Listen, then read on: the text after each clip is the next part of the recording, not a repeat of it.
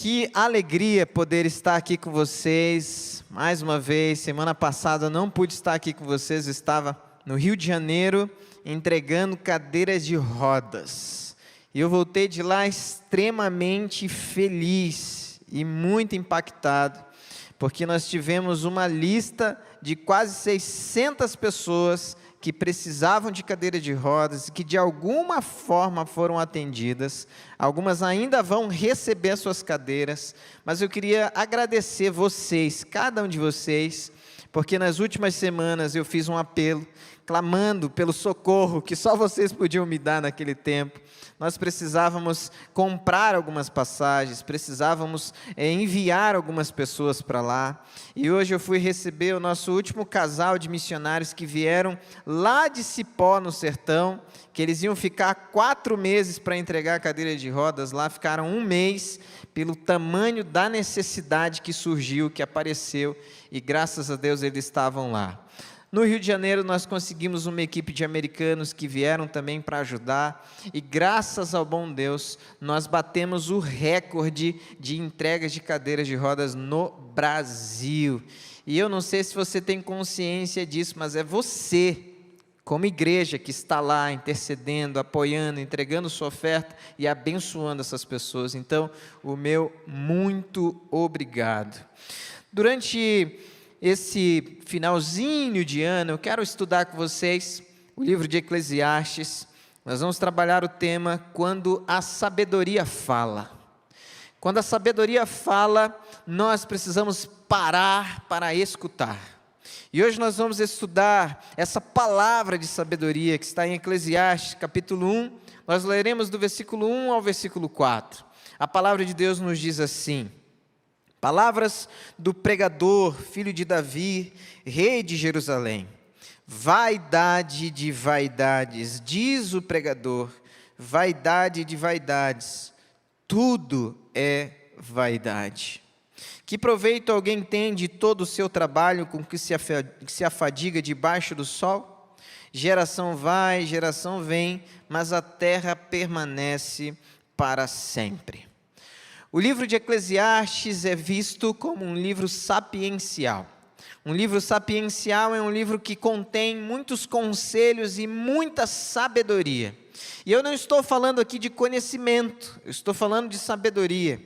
Eu não estou falando aqui de conteúdo onde você pode armazenar e conhecer ou fazer com que a sua inteligência se aguce. Não, eu estou falando de sabedoria. O livro de Eclesiastes, ele é escrito, ou pelo menos é registrado aqui nesse texto, dizendo que é um livro de sabedoria. Então nós vamos olhar para o texto ouvindo a sabedoria. Porque quando a sabedoria fala, o nosso coração, a nossa mente é transformado. Quando a palavra de sabedoria chega no nosso coração, chega na nossa casa, chega na nossa vida, chega nas nossas decisões, chega naquilo que nós precisamos fazer ou falar, tudo aquilo que nós fazemos ou falamos se transforma em uma grande semeadura de vida. Então você vai tomar as melhores escolhas, vai falar da melhor forma, vai agir de forma tal que aqueles que estão ao seu redor serão extremamente abençoados pela sua vida. Mas se você der ouvidos para a sabedoria, se você vê a sabedoria e pegar essas palavras de sabedoria e injetá-las no seu coração, na sua mente e se desafiar, é assim que eu quero viver. Por isso vamos olhar os versículos, e o versículo 2 que nos diz assim: vaidade de vaidade, diz o pregador, vaidade de vaidade, tudo é vaidade. Quando a sabedoria fala, não corremos mais atrás de coisas que não podem preencher o coração. A vaidade ou vaidoso é como um balão que se enche de ar e ele pode até alçar voo, mas está vazio. Não sabe para onde vai porque o vento o leva para qualquer direção. A vaidade no contexto bíblico tem esse sentido. Algo vazio, que pode de certa forma atrair você, fazer com que você olhe em diversas direções e tentar encontrar algo que vai preencher o teu coração, a tua mente. Então você vai viver essa vaidade e buscar nos títulos o preenchimento do teu coração. Quantas pessoas você conhece ou quantas pessoas já passaram pela sua vida que conquistaram um título, um nome, um status, mas você o encontra novamente depois de algum tempo e aquela pessoa continua vazia, solitária, triste, como se ela tivesse sido abandonada pela vida.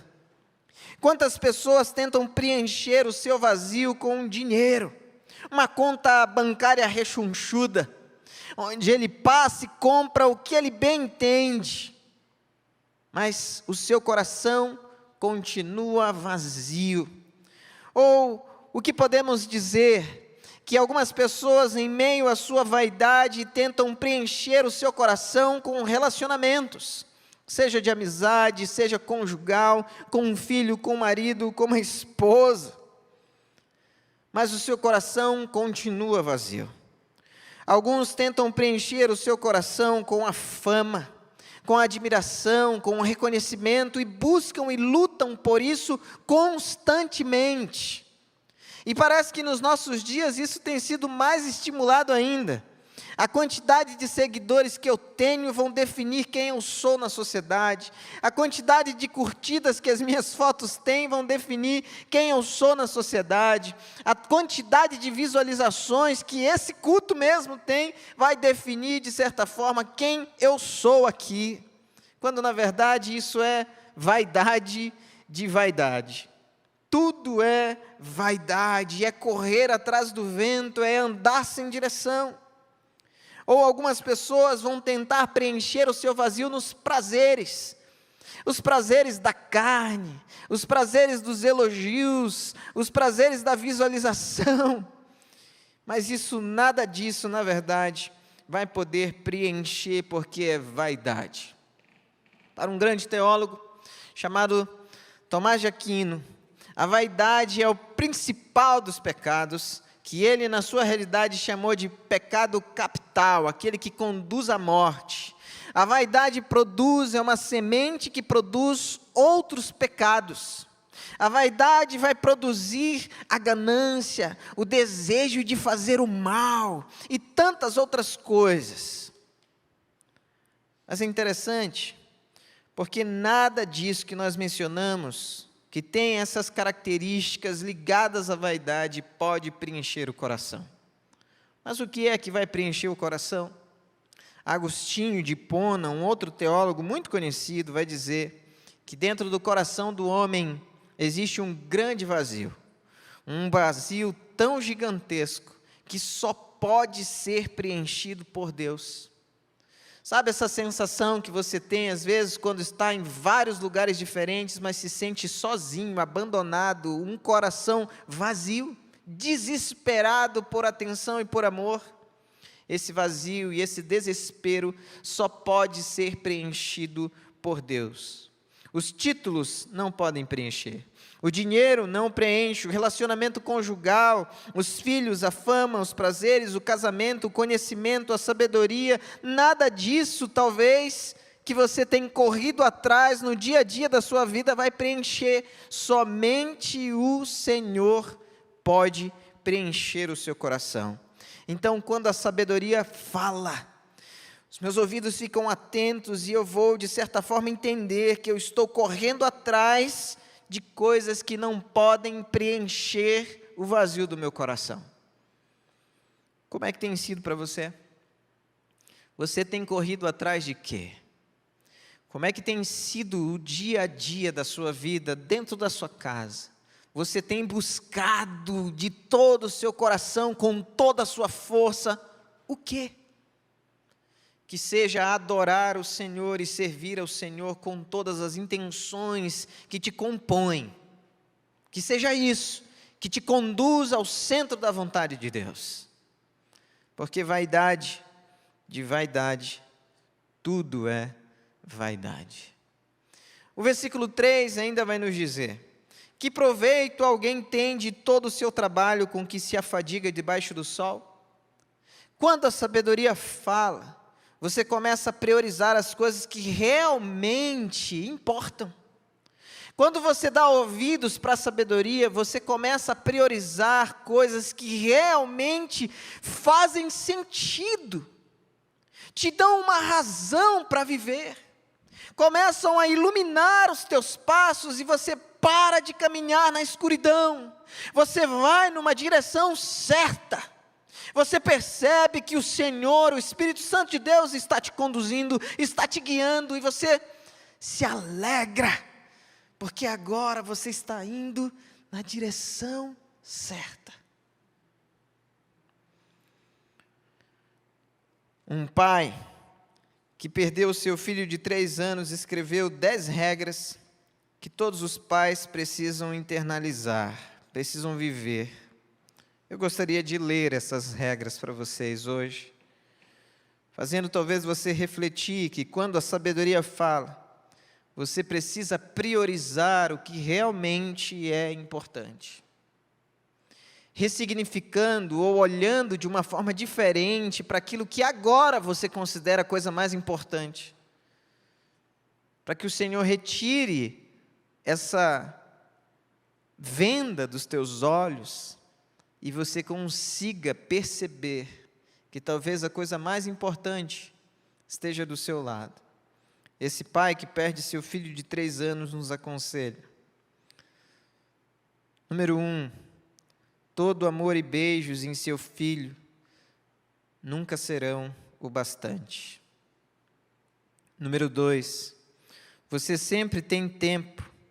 Pare o que você está fazendo, nem que seja por 1 minuto. Nada é tão importante que não possa esperar. Número 3, tire o máximo de fotos e filmes que conseguir, porque isso um dia pode ser tudo o que você terá para lembrar deles. Número 4, não gaste dinheiro, gaste tempo. Você acha que importa com que você gasta? Você acha que é importante o que você gasta? Isso não importa. O que importa realmente está ao seu lado, pulando e brincando. Número 5, cantem juntos, louvem a Deus juntos. Minhas memórias mais felizes com meu filho são dele nos meus ombros ou no carro, e nós dois cantarolando as nossas músicas favoritas e construindo memórias. Memórias são criadas através da música. Número 6, aprecie as pequenas coisas. Ficar junto à noite, colocar para dormir, ler história, jantar juntos. Preguiça de domingo.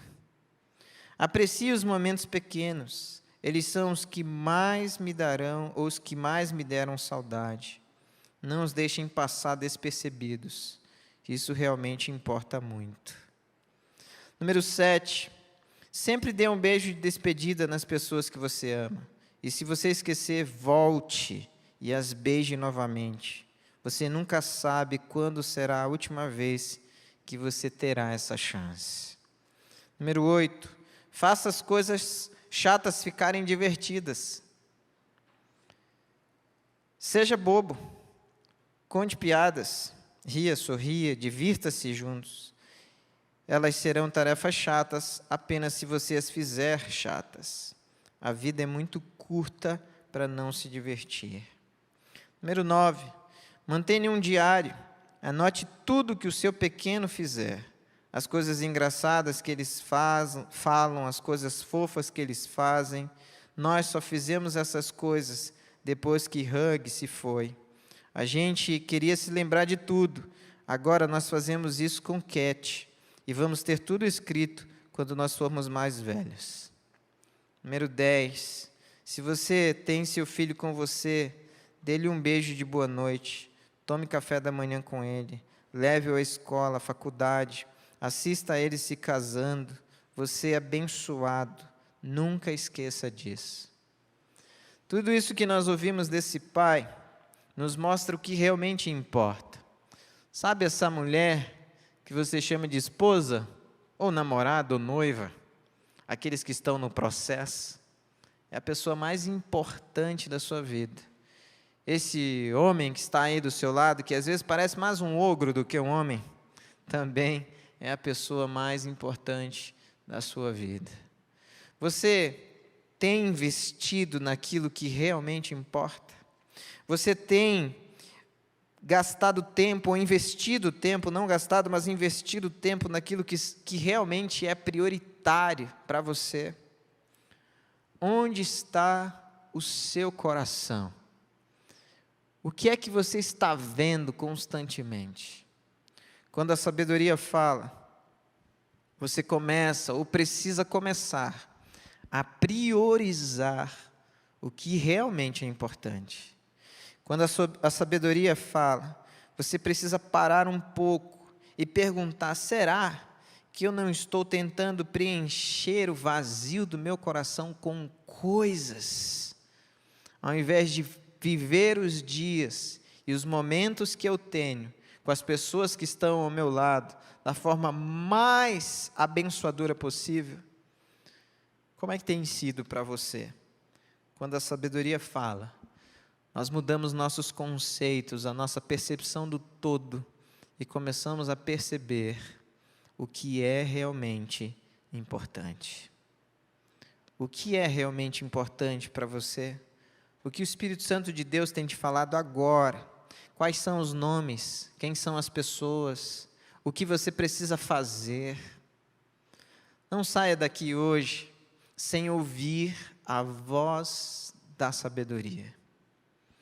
O texto ainda vai nos apontar que você percebe que algumas coisas nunca mudarão. O versículo 4 diz assim: geração vai, geração vem, mas a terra permanece para sempre. Quando a sabedoria fala, você percebe que algumas coisas nunca mudarão. Existem dezenas de coisas que não mudam em nossas vidas. Isso é fato. Apesar de nos esforçarmos todos os dias, a cada instante, constantemente para mudar, aqui e acolá você se pega fazendo algo que você detesta, falando alguma coisa que você odeia, fazendo algo que ofende outras pessoas e você não quer fazer isso. Outro dia eu mandei uma mensagem para uma pessoa e disse assim: olha, o que você acha de, ao invés de perceber somente as coisas negativas que você está percebendo agora na sua vida, você fazer uma lista de coisas positivas que você viveu durante o dia. No outro dia, essa pessoa me mandou uma mensagem dizendo: pastor, eu não imaginava que era tão difícil perceber as bênçãos de Deus na minha vida. Parece que eu já estava repetindo e fazendo tão constantemente essas coisas negativas, que hoje é um exercício quase que descomunal tentar ver as bênçãos de Deus no meu relacionamento, no meu trabalho, na minha casa, na realidade que eu estou inserida. E eu fiquei pensando: será que ela está sozinha nessa história? Ou centenas de milhares de pessoas também não conseguem perceber, porque algumas coisas não mudam dentro delas. Mas é interessante, porque quando você dá ouvidos para a sabedoria, ou quando a sabedoria fala, você para. Você simplesmente para de tentar. Pare de tentar solucionar o seu casamento. Ouça a voz da sabedoria e entregue esse casamento nas mãos de Deus. Pare de solucionar ou dar razão, até solução para a criação dos seus filhos. Ouça a voz da sabedoria e permita que o Senhor te conduza ao melhor ambiente para educá-los. Pare de tentar resolver as situações que estão envolvendo a sua vida e te destruindo. Pare e ouça a voz da sabedoria. Quando você ouvir a voz da sabedoria, você com certeza vai parar e diminuir, vai parar e reduzir o seu ritmo, vai parar e olhar para o mundo de uma forma completamente diferente, porque você vai descobrir que o temor do Senhor é o princípio de toda sabedoria. E veja bem, não estou falando de inteligência, não estou falando de acúmulo de conhecimento, Eu estou falando de sabedoria, que é fruto das nossas experiências, que é fruto daquilo que o Senhor nos concede como uma lição que nós recebemos e aprendemos constantemente. Certamente, cada um de nós tem uma história, e essa história acabou nos forjando, nos formando, nos colocando onde estamos e na situação que estamos vivendo. Ah, mas a minha situação é terrível. É a sua história gritando ainda hoje. Mas hoje mesmo, você pode escrever uma nova história, ouvindo a voz da sabedoria. Mas o que você prefere? A voz da sabedoria ou a voz da insensatez? Fazendo você acreditar que você é autossuficiente, que você pode ler 1 ou 2 livros e descobrir qual é a solução para resolver todos os problemas do mundo.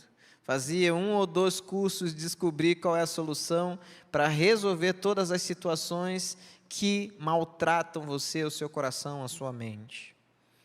Eu queria dizer para você que nisso não há sabedoria. Você pode estudar, você deve estudar. Você tem que acumular conhecimento, sim. Mas isso pode ser apenas fruto da vaidade. E vaidade não é sabedoria. É apenas algo que te leva para dentro de você mesmo e faz você se enxergar como um Deus. E você vai lutar contra a vontade de Deus todos os dias. Quando a sabedoria fala, nós paramos de correr atrás do vento e preenchemos o nosso coração com o Senhor. Quando a sabedoria fala, nós priorizamos o que realmente é importante. Quando a sabedoria fala, você percebe que algumas coisas, você se esforçando, nunca mudarão. Apenas se você entregar nas mãos do Senhor, tudo isso se tornará novo. Você tem ouvido a sabedoria ou os seus próprios interesses? Hoje você pode entregar tudo nas mãos do Senhor. Hoje mesmo você pode abrir os teus ouvidos ou os teus olhos e perceber a sabedoria falando com você, te trazendo para um lugar onde ali o Senhor te guiará para o centro da sua vontade. Se você deseja beber dessa fonte, a fonte da sabedoria, eu quero orar por você. E para eu entender que você é essa pessoa que precisa beber dessa fonte, eu quero que você se coloque de pé onde você está, e nós vamos orar juntos, clamando pela misericórdia do Senhor. Porque quando a sabedoria fala, nós paramos de correr atrás de coisas vazias. Quando a sabedoria fala, nós nos entregamos completamente à vontade de Deus e descobrimos que quem transforma tudo, quem muda tudo é o Senhor. Quando a sabedoria fala, nós precisamos parar e ouvir. Por isso vamos orar ao Senhor, clamando por sabedoria. Sabedoria que vem do alto. E há uma promessa em Tiago capítulo 1, versículo 5. Se alguém tem falta de sabedoria, peça a Deus, que a todos concede. Vamos suplicar ao Senhor que nos dê essa sabedoria que vem do alto. Senhor Jesus, obrigado por essa palavra, uma palavra de sabedoria, mas que também toca no nosso coração e exige de nós um posicionamento. E nós hoje entregamos novamente o nosso casamento, os nossos sonhos, a nossa vida, a educação dos nossos filhos, os nossos sonhos com relação aos negócios e tudo que envolve o nosso existir. Mas colocamos também a nossa existência como um todo, clamando ao Senhor, derrama sabedoria. Porque por vezes nós temos sido conduzidos pela voz da vaidade, do orgulho, do desejo de ter, do desejo de ser para outros e não para o Senhor. Por isso clamamos, Espírito Santo de Deus, visita-nos nessa noite, transforma o nosso coração insensato, duro, ignorante, num coração sábio e cheio da presença do Senhor. É a oração, Pai, que nós fazemos clamando pela Tua intervenção e pelo Teu milagre nas nossas vidas, em nome de Jesus. Amém e amém. Vamos todos adorar o Senhor.